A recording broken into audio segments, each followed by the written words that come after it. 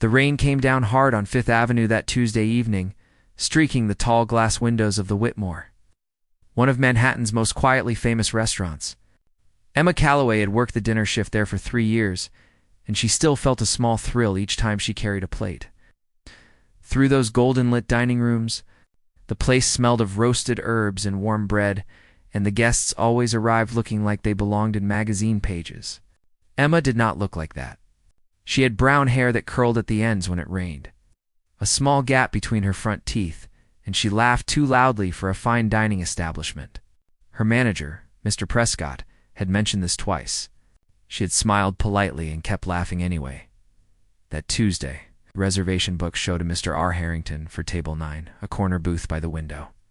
Gerald Finch arrived first, a thin man in a gray suit who surveyed the room with the practiced eye of someone who spent his life checking exits and seating arrangements. Emma brought water and menus. Gerald studied the wine list like it contained coded information.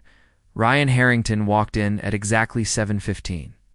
Emma noticed him not because of his suit, which was obviously expensive, or his posture, which was the kind that came from years of boardrooms, but because he looked like a man who had been somewhere unpleasant all day and was trying very hard not to show it. He had dark hair and a jaw that suggested he had not smiled in at least 48 hours. He sat down, glanced at the menu once, and set it aside. Emma approached with her notepad. "Good evening," she said. "My name is Emma, and I will be taking care of you tonight. Can I start you with something to drink?" He looked up. His eyes were a shade of brown that was almost amber, and they were sharper than she expected. "Coffee," he said. "We have a lovely selection of wines this evening," Emma said. "The sommelier has a pairing recommendation for the tasting menu that I think you would enjoy." "I said coffee," he repeated, not unkindly but firmly. Emma tilted her head.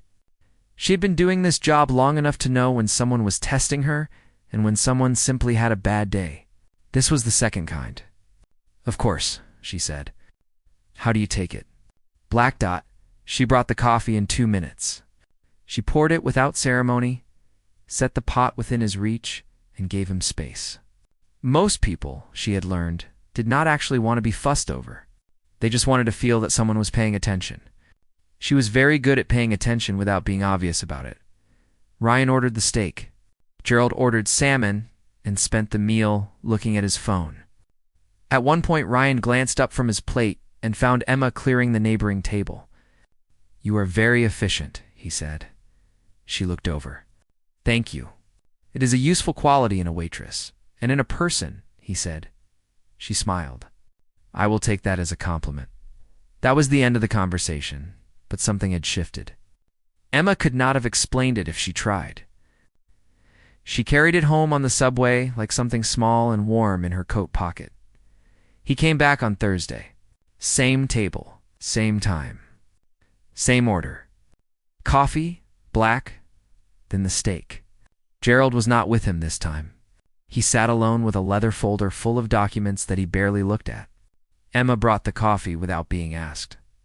He looked up at her with the faintest flicker of something that might have been surprise, and she walked away before he could say anything.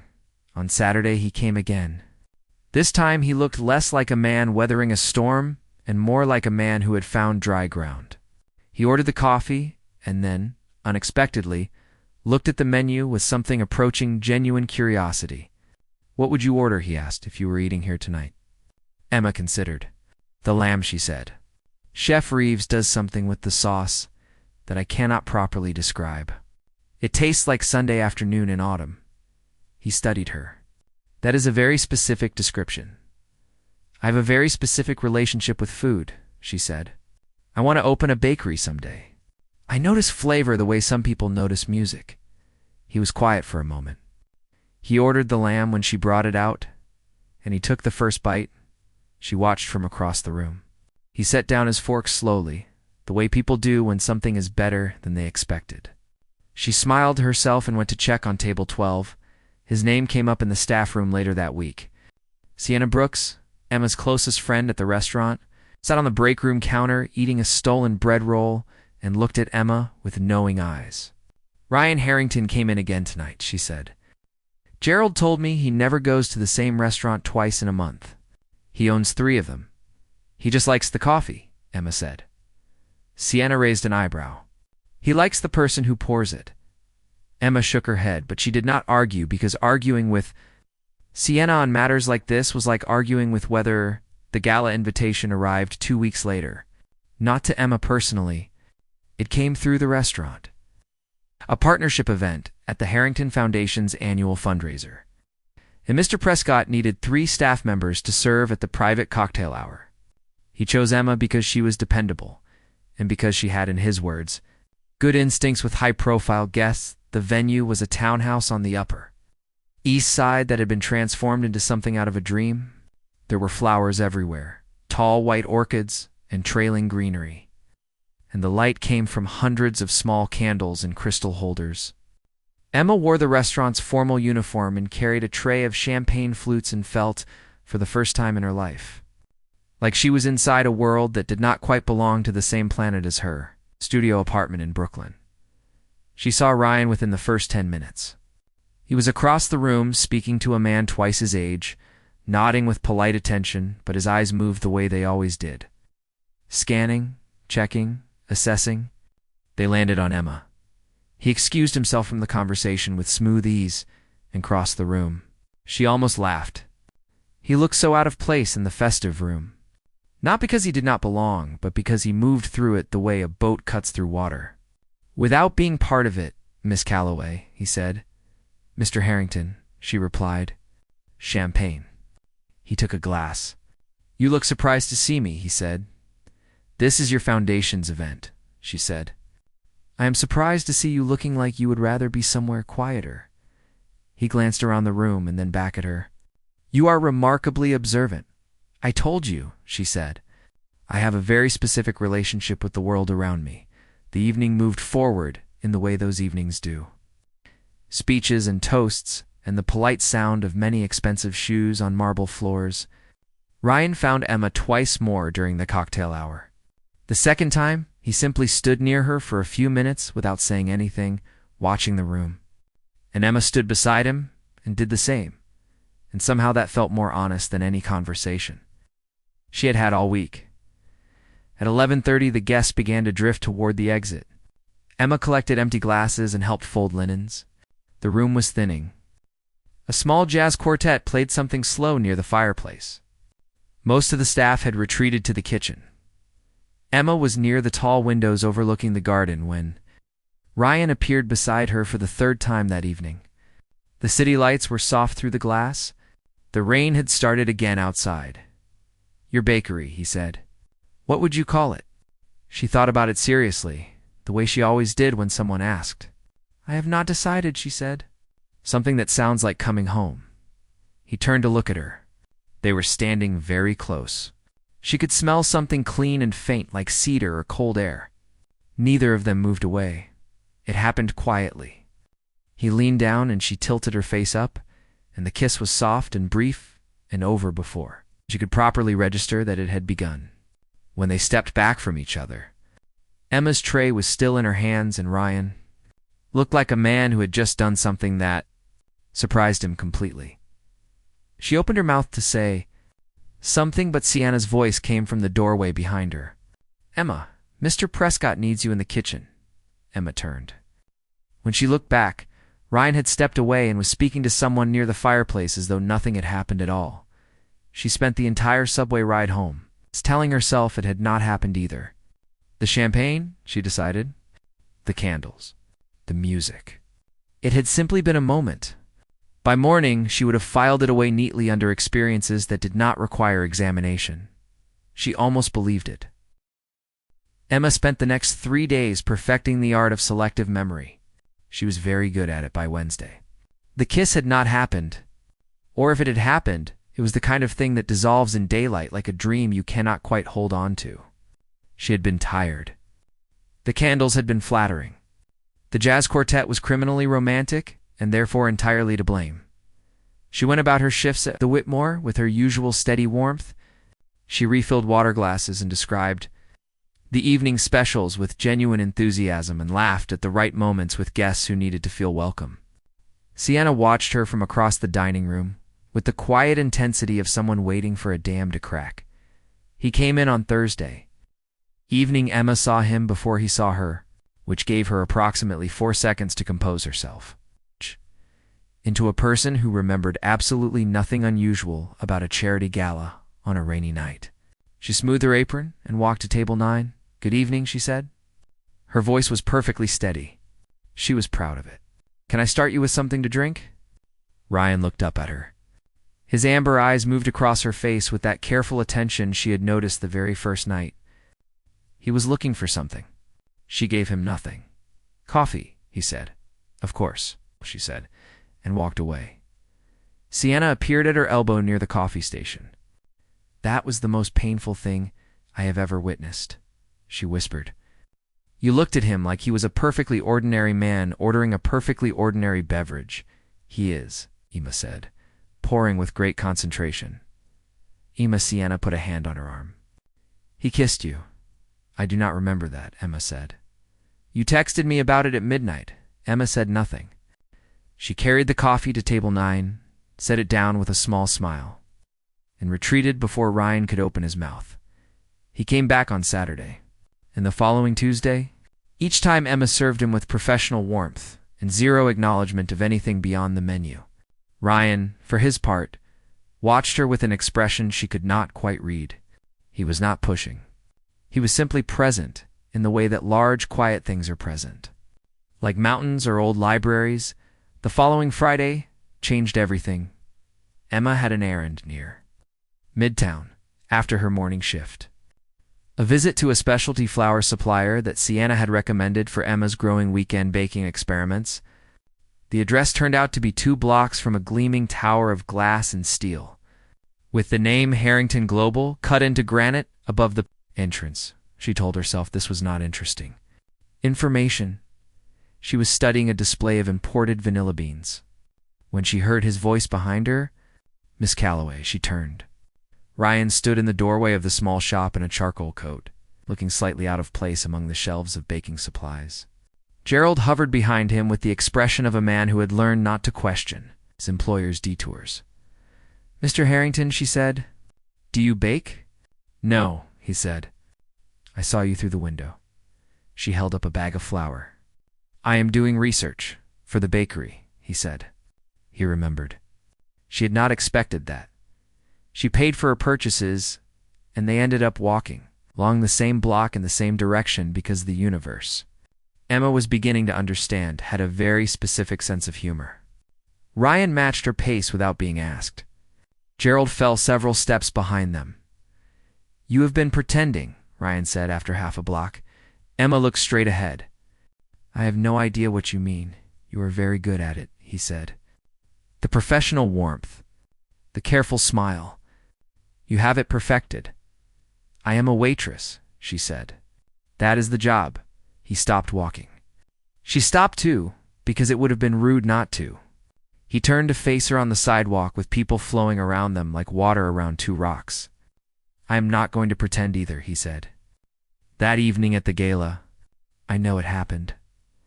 Emma held her grocery bag with both hands. "It was a moment," she said. "The music and the champagne and the occasion. Those things create feelings that do not necessarily mean anything outside of them." He looked at her with steady patience. "Is that what you believe?" "It is a very practical interpretation," she said. He almost smiled. It was the closest she had seen him come to one. "You are the most stubbornly practical person I have ever met," he said. And he said it like it was something he found genuinely interesting rather than frustrating. She wanted to say something sharp and final that would close the conversation neatly. Instead, she said nothing, which was worse, because silence with Ryan Harrington had a texture to it. It said things she was not ready to say out loud. "I would like to take you to dinner," he said. "Not at the Whitmore. Somewhere else." As a proper invitation? With context and intention, Emma looked at him for a long moment. She thought about her studio apartment in Brooklyn and his name on a granite building 2 blocks away. She thought about the gap between those two things and how wide it was. She thought about the flour in her grocery bag and the bakery she had been dreaming about since. She was 19. "Let me think about it," she said. He nodded like that was a fair answer. Gerald appeared at his shoulder with a phone. Ryan looked at it briefly and then back at Emma. "Think quickly," he said. "I am a patient man, but not infinitely so." She laughed before she could help it. He watched her laugh with something open and unguarded on his face that disappeared the moment she looked directly at him, she thought. About it all weekend, on Monday morning, Emma went to collect a package from the front desk of her building. The building was a modest 6th-floor walk-up in Brooklyn with a doorman named Patrick, who was 62 years old, had opinions about every sports team in New York, and knew the name of every resident along with their approximate romantic history. Patrick handed her the package, and then looked at her with bright, knowing eyes. "Miss Calloway," he said, "I saw you Friday on the news segment about the Harrington Foundation benefit. There was a photograph." Emma stared at him. "A photograph of what?" "You and Mr. Ryan Harrington," Patrick said, with the particular pleasure of someone delivering news they have been saving up. "Walking together on 5th Avenue? The caption said you were a couple." Emma felt the floor do something unusual. "A couple," she repeated. "Right there in print," Patrick said cheerfully. "I showed my wife. She said it was very romantic. Mr. Harrington is a fine-looking man." Emma took her package and went upstairs and sat on her kitchen floor for approximately 4 minutes. Then she called Sienna.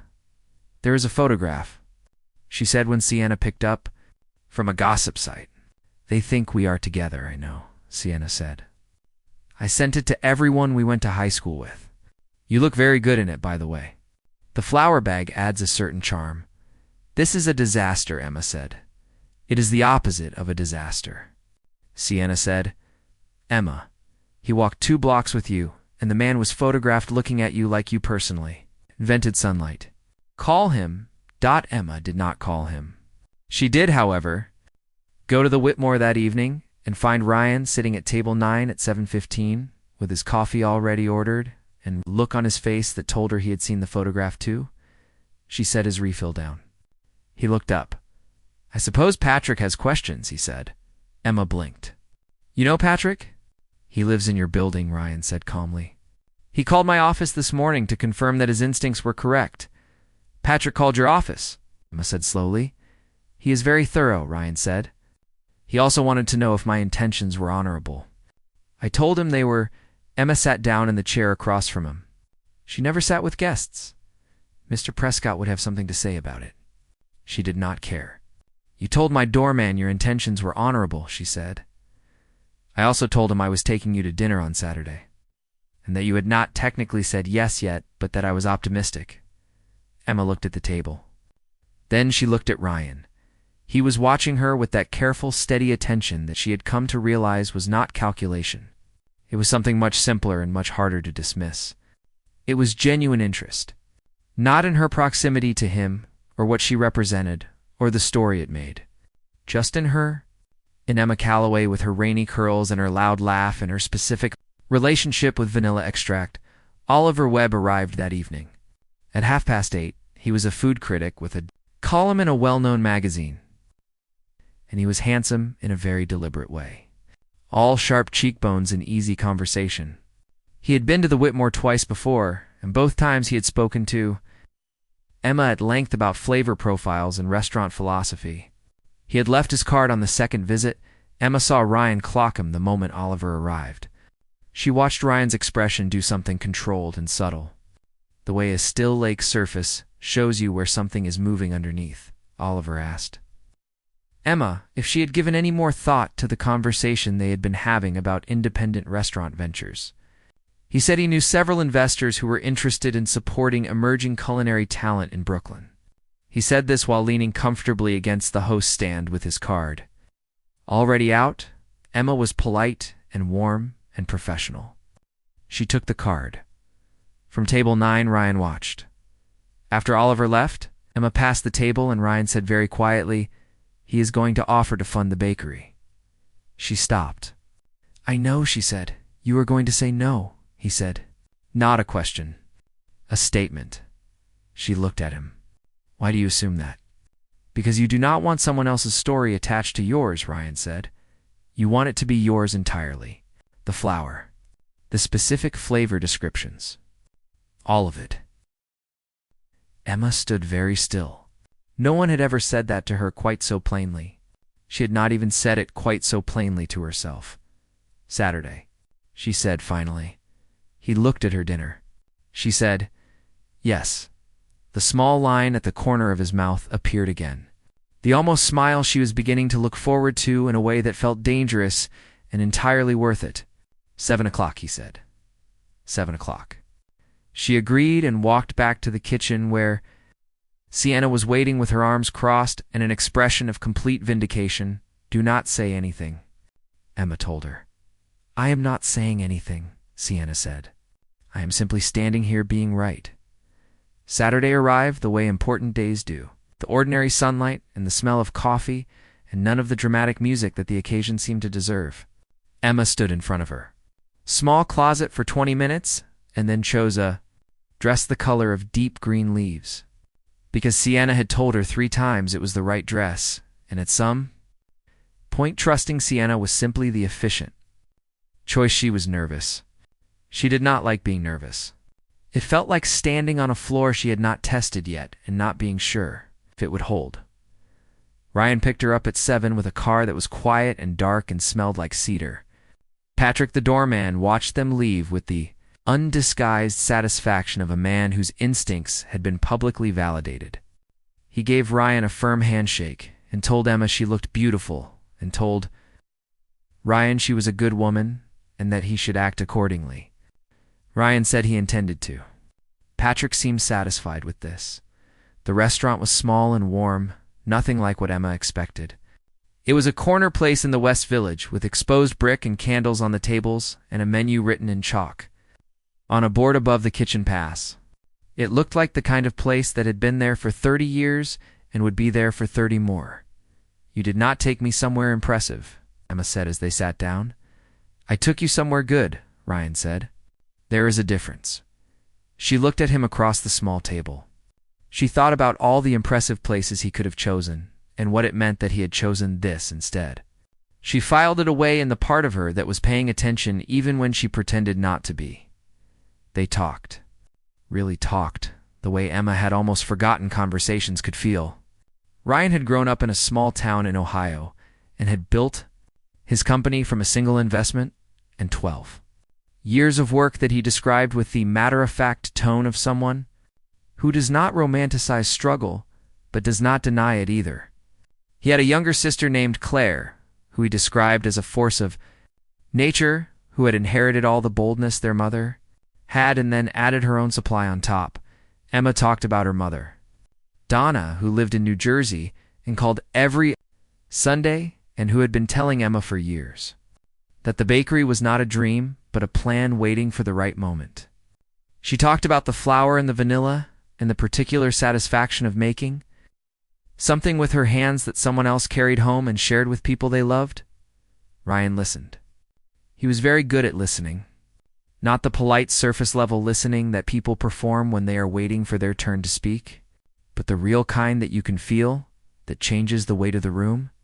You are not what I expected, Emma said somewhere between the main course and dessert. He raised an eyebrow. What did you expect? She thought about it. Someone who was used to getting exactly what he wanted immediately, finding other people slightly inconvenient. He was quiet for a moment. 2 years ago, that would have been accurate, he said. I was not a good person to know. I was efficient and successful and very boring at anything that required actual presence. What changed? She asked. He looked at his glass. My father got sick, he said. Spent 3 months in a hospital. I was there every day, and I realized that in 10 years of building something, I'd forgotten to build anything that was not a company. He recovered. But I did not go back to the same version of myself after that. Emma looked at him. The candlelight was doing what candlelight does, and she allowed herself for the first time to stop filing things away and simply feel them instead. She liked him. She genuinely, specifically liked him. Not the idea of him or the story of him, but the actual man sitting across from her talking. about his father with quiet honesty. This terrified her completely. She did not show it at dinner. She was good at that. But walking back to the car afterward, she felt the terror settling into her chest like weather changing. The world he occupied and the world she occupied were separated by a distance that was not just money. It was assumption and access and the particular loneliness of being somewhere. You do not quite fit. She thought about Oliver Webb and his investors and how easy that would have been to say yes to. A clear transaction, a defined thing. Nothing that could reach into the soft interior of who she was and rearrange it. Ryan walked her to Patrick's desk, and Patrick beamed at them both and said he had been telling his wife it was going well. Ryan shook his hand and said good night. Emma rode the elevator up alone. She did not sleep. Well, the following week, Claire Harrington appeared at the Whitmore on a Tuesday evening and sat at table 9 and ordered coffee and looked at Emma. With eyes the exact same amber shade as her, brothers but with an added layer of cheerful mischief that Ryan had apparently not received in the family. Distribution. I know who you are, Emma said when she brought the coffee. He told you, Claire said. No, she said. You have the same eyes. Claire looked delighted. I like you already. She wrapped both hands around the coffee mug. He is terrible at this, feelings. Letting people in. He built himself into something very competent and very closed, and it has taken years to chip at it. She looked up. But he has been different since he started coming here. Gerald has noticed. I have noticed. Even Patrick noticed, and he met Ryan twice. Emma sat down across from her. She never sat with guests. Mr. Prescott was going to retire early at this rate. He is afraid too, Emma said quietly. She did not make it a question. Completely terrified, Claire confirmed. He just does not run. He stands still and waits, and that is somehow worse, because then you have to decide what to do with someone who is simply there. Emma thought about that. She thought about the flower bag, and the walk on Fifth Avenue, and the small restaurant in the west. Village and Ryan saying your words about the bakery back to her in a way no one had before. She thought about standing still versus running. She called Ryan that evening. He picked up on the second ring. I am afraid, she said without preamble. I know, he said. I do not know how to be in your world. You would not be in my world, he said. We would build a different one. She was quiet, Emma, he said. I am not asking you to become something else. I am asking you to let me know you. That is all. She closed her eyes. That is quite a lot, she said. I know, he said again. And it is worth it. She thought about her bakery and how she had always imagined it. The smell of warm bread and the sound of a small bell above a door and people carrying things home to share with people they loved. She had always imagined it as a solitary dream. Something she would build alone, because trusting people with soft things was how soft things got broken. But maybe that was just fear with a practical face. Ryan, she said. Yes. The rooftop of your building has a view, she said. Claire mentioned it when she came in tonight. She paused. There was a beat of silence on the line. Sunday morning, he said carefully. 8 o'clock. I will have coffee black, she said. Yours as well, he said. You take it with 1 sugar and a small amount of cream. I noticed she smiled at her kitchen wall. Yes, she said. Sunday, she told Donna on Saturday. Her mother cried in the gentle, enthusiastic way that Donna cried about most things she found beautiful. She told Sienna, who said she had known since the Thursday of the very first week and was frankly surprised it took this long. She told Patrick, who said he had already told his wife and that his wife had said this was exactly how it was supposed to go. Sunday came with thin clouds and cool air, and the smell of autumn moving into the city. Emma took the elevator to the top floor of Ryan's building and found the door to the rooftop already open.